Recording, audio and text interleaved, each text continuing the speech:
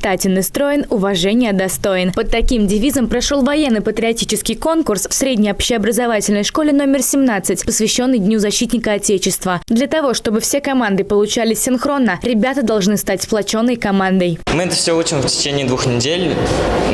Все свободное время занимаемся этим. Нас учит наш учитель классный. Участвую я 5-й год.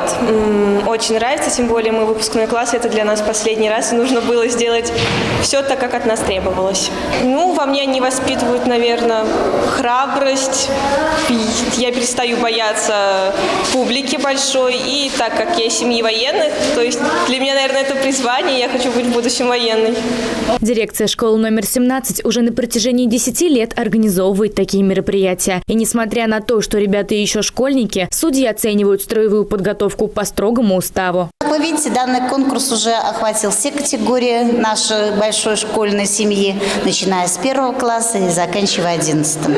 Все с удовольствием готовятся к этому мероприятию, ответственно подходят к мероприятию как педагоги, так и учащиеся. Патриотическое воспитание – это главная линия на сегодняшний день воспитания подрастающего поколения России. Патриотическое воспитание находится в этой школе на высоком уровне.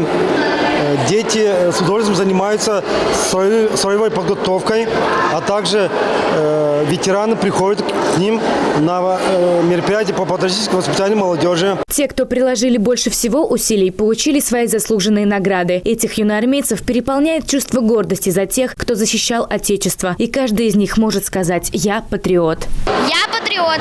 Я патриот. Я патриот. Я патриот. Я патриот. Я патриот.